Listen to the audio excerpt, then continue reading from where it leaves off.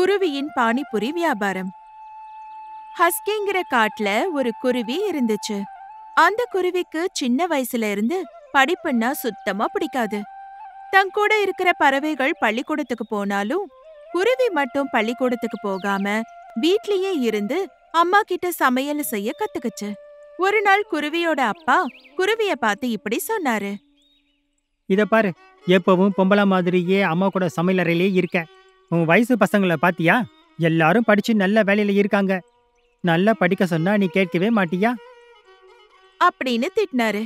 ஆனா குருவி என்னமோ இது தினமும் நடக்கிற விஷயம்தானேன்னு நினைச்சு பறந்துடுச்சு. குருவி எங்க போனாலும் மத்த பறவைகள் அதை ஏளனமா பார்த்தாங்க. ஆனா குருவிக்கு மட்டும் என்னைக்காவது சிறந்த ஷெஃபா வரணும்னு ஆசை. ஆனா இதுவரைக்கும் தன்னோட ஆசைய குருவி யார்கிட்டயும் சொல்லல. ஒரு நாள் குருவி தனியா காடு முழுக்க சுத்திட்டு அந்த காட்டுக்கு பக்கத்துல இருந்த ஒரு ஊருக்கு வந்துச்சு. வெயில்ல ரொம்ப தூரம் பறந்து வந்ததால சோர்ந்து போய் தலை சுத்தி கீழே விழுந்துடுச்சு. அப்போ அந்த ஊர்ல இருந்த ஒரு வயசான புறா குருவிய பார்த்துட்டு அதோட கூடுக்கு தூக்கிட்டு போச்சு. கொஞ்ச நேரத்துல குருவி கண்ணை முழிச்சு பார்த்தது. எதிர்ல வயசான புறா ஒரு தட்டுல பானிபுரிய வச்சுக்கிட்டு குருவி முன்னால நின்னுது. ஒன்னும் பயப்படாத, இது என் வீடுதான். நீ தலை சுத்தி விழுந்தப்போ நான் தான் உன்னை தூக்கிட்டு வந்து வைத்தியம் பார்த்தேன். இந்தா இத சாப்பிடு. காலையில இருந்து நீ எதுவுமே சாப்பிடல அப்படின்னு சொல்லி பானிபுரிய குருவிக்கு கொடுத்தது புறா. ஆனா குருவி அப்பதான் பானிபுரிய முதல் தடவை பார்த்தது. அதை எப்படி சாப்பிடுறதுன்னு தெரியாம குழம்பி போயிருந்தது. பாட்டி, இத நான் எப்படி சாப்பிடணும்? இது வரைக்கும் இத நான் பார்த்ததே இல்ல. அப்போ புறா சிரிச்சது. இதுக்கு பேருதான் பானிபுரி அப்படின்னு சொல்லிட்டு அதை எப்படி சாப்பிடணும்னு காமிச்சது. குருவி புறா பானிபுரி சாப்பிடுற விதத்தை பார்த்துட்டு ரொம்ப ஆச்சரியப்பட்டது. அதே மாதிரி அதுவும் சாப்பிட ஆரம்பிச்சது. அந்த பானிபுரியோட ருசி குருவி நாக்குக்கு ரொம்ப நல்லா இருந்துச்சு. பாட்டி, இந்த பானிபுரியோட ருசி ரொம்ப நல்லா இருக்கு. இத எப்படி செய்றீங்க?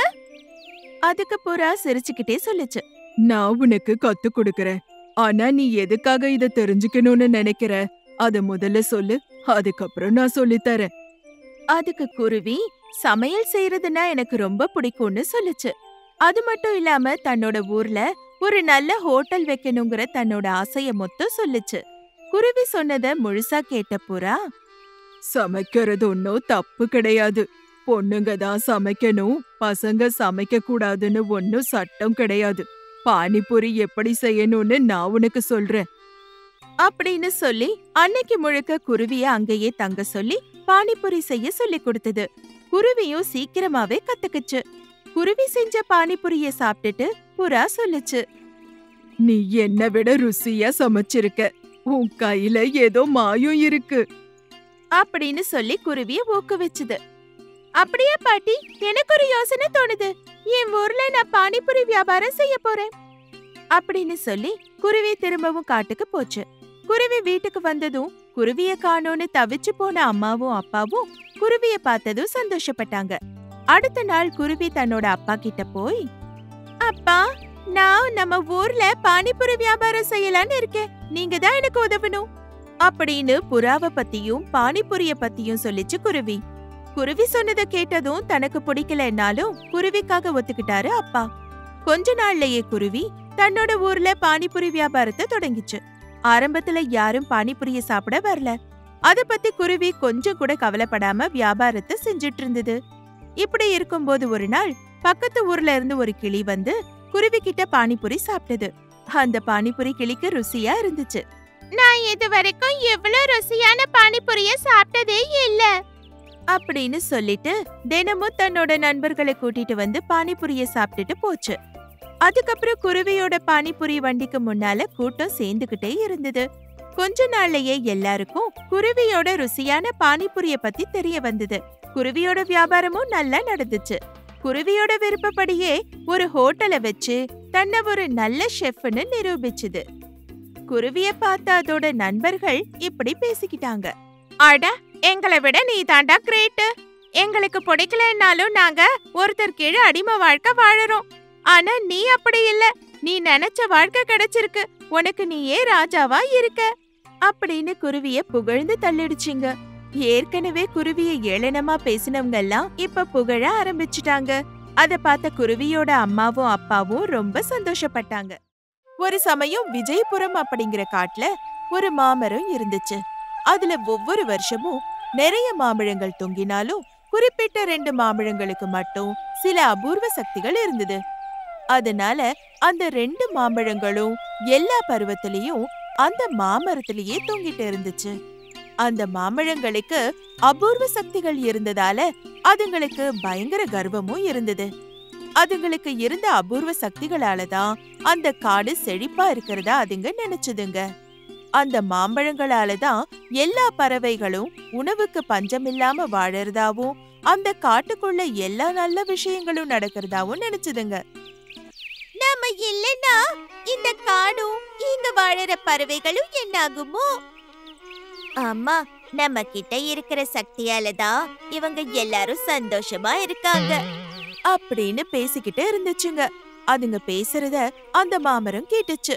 அப்போ அந்த மரம் சொல்லுச்சு, இதோ பாருங்க, உங்ககிட்ட சக்தி இருக்கிறதால அகங்காரத்தோட இருக்காதீங்க. எந்த பழமா இருந்தாலும் கடைசியில அதுக்கான நேரம் வரும்போது கீழே விழுந்துதான் ஆகணும். அப்படியா? எங்க எங்களை கீழே விழவை பாப்போம் அப்படின்னு சொல்லி அந்த மாம்பழங்கள் சிரிச்சுதுங்க. இப்படியே அந்த மாம்பழங்களோட கர்வம் ரொம்ப தலைக்கேறி போச்சு. கொஞ்ச நாளுக்கு அப்புறம் அந்த காட்டுக்கு ஒரு சாதுவான புறா வந்துச்சு. புறா காடு முழுக்க சுத்திட்டு தியானம் பண்ணலான்னு நினைச்சு மாமரத்துக்கிட்ட உட்காந்துச்சு. அப்போ அந்த சாதுவான புறாவை பார்த்து அந்த 2 மாம்பழங்களும் இப்படி நினைச்சுதுங்க, இப்போ நம்மளால இந்த புறாவுக்கும் கூட புகலிடம் கிடைச்சிருக்கு. ஆனா என்ன பிரயோஜனம்? அவங்க தேவை முடிஞ்சதுக்கு அப்புறம் ஒரு சின்ன நன்றியை கூட சொல்லாம போயிடுவாங்க. இந்த மாம்பழங்கள் பேசிக்கிட்டத கேட்ட மாமரம் சொல்லுச்சு, புகலிடம் கொடுக்கறதுல உங்களுக்கு என்ன பெருமை? என்னோட கிளைகள்ல இலைகள் இருக்கு, அதனால நிழலும் குளிர்ச்சியும் கிடைக்கும். அதுக்காகத்தான் இந்த சாதுவான புறா இலைப்பார இங்க வந்திருக்காரு. நாங்க இருக்கிறதாலதான் உன்னோட இலைகள் பச்சையா இருக்கு. நாங்க மட்டும் இல்லைன்னா இதெல்லாம் காஞ்சு போயிருக்கும் அப்படின்னு சொல்லிட்டு இருந்ததுங்க. இந்த பேச்சையெல்லாம் அந்த சாதுவான புறா கேட்டுக்கிட்டு இருந்தது. அடுத்த கொஞ்ச நேரத்துக்கு அப்புறம் அந்த புறா தியானம் பண்ண ஆரம்பிச்சது.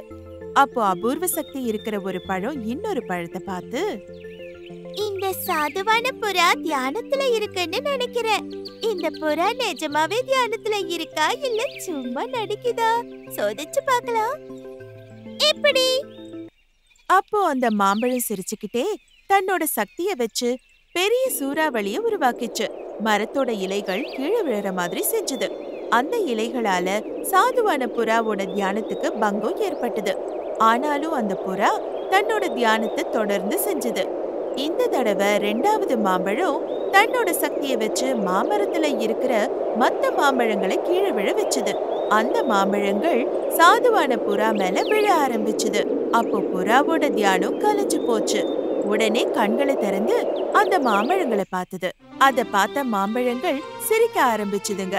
அதுங்க சிரிக்கிறத பார்த்த அந்த புறாவுக்கு பயங்கர கோபம் வந்தது. அப்போ அந்த மாம்பழங்கள் கிட்ட, அபூர்வ சக்தி இருக்குங்கிற கர்வத்துல அதை இப்படி தவறா ஒரு சாதுவோட தியானத்தை கலைக்க உபயோகிக்கிறீங்களா அப்படின்னு கேட்டது. அதுக்கு அந்த மாய மாம்பழங்கள் சிரிச்சுக்கிட்டே, நீ நிஜமாவே சாதுவா இருந்தா எத்தனை இடையூறுகள் இருந்தாலும் தியானத்தை விடாம செஞ்சிருப்ப. ஆனா உண்மையான சாதுக்களுக்கு எங்கேயாவது கோபம் வருமா சொல்லு அப்படின்னு சொல்லி திரும்பவும் அந்த சாதுவான புறா மேல மாம்பழத்தை போட்டுதுங்க. இதுக்கப்புறம் அந்த சாதுவான புறாவுக்கு கோபம் தாங்கல. எந்த சக்தியை வச்சு நீங்க அகங்காரத்தோட இருக்கீங்களோ அதெல்லாம் இன்னையோட அழிஞ்சு போயிடும். நீங்களும் மத்த மாம்பழங்களை போலவே எந்த சக்தியும் இல்லாம இருப்பீங்க. நீங்களும் ஒரு நாள் மத்த மாம்பழங்களை போலவே கீழே விழுவீங்க அப்படின்னு சபிச்சுது. அத கேட்ட மாமரத்துக்கு ரொம்ப சந்தோஷமாயிடுச்சு. ஆஹா, ரொம்ப நல்ல விஷயம் பண்ணீங்க சாதுவே. இவங்களோட அகங்காரத்துக்கு இந்த தண்டனை அவசியம் தேவைதான் அப்படின்னு சொல்லுச்சு. உடனே அந்த மாம்பழங்களுக்கு அபூர்வ சக்தி போயிடுச்சு. அந்த பழங்கள் எவ்வளவு முயற்சி செஞ்சும் அசையவே முடியல. அதுங்க செஞ்சது பெரிய தப்புன்னு அப்பதான் மாம்பழங்களுக்கு புரிஞ்சுது. உடனே அந்த சாதுவை பார்த்து இப்படி கேட்டாங்க, சாது அவர்களே, எங்களை மன்னிச்சிடுங்க. நாங்க நாங்க செஞ்சது ரொம்ப பெரிய தப்பு. இந்த காடு எங்க சக்தியால தான் இருக்குன்னு ரொம்ப கர்வமா இருந்துட்டோம். இப்ப உங்க சக்தியை பார்த்தப்பறம் எங்களுக்கு புரிஞ்சது. உங்கள மாதிரி நல்ல சாதுக்களால தான் இந்த இயற்கை அமைதியா இருக்குன்னு. தயவு செஞ்சு எங்களுக்கு சாப விமோசனம் கொடுங்க அப்படின்னு கேட்டுக்கிட்டாங்க. அப்போ அந்த 2 மாம்பழங்களோட மாற்றத்தை பார்த்து புரிஞ்சுக்கிட்ட புறா, அப்படின்னா கேளுங்க. இந்த காட்டுக்குள்ள சில வருஷங்களுக்கு அப்புறம் ஒரு காக்காவும் குருவியும் பிறக்கும். அவங்களால உங்களுக்கு சாப விமோச்சனம் கிடைக்கும். அது வரைக்கும் உங்களால பேசக்கூட முடியாது. இப்படி சொல்லிட்டு அந்த சாதுவான புறா பறந்து போயிடுச்சு.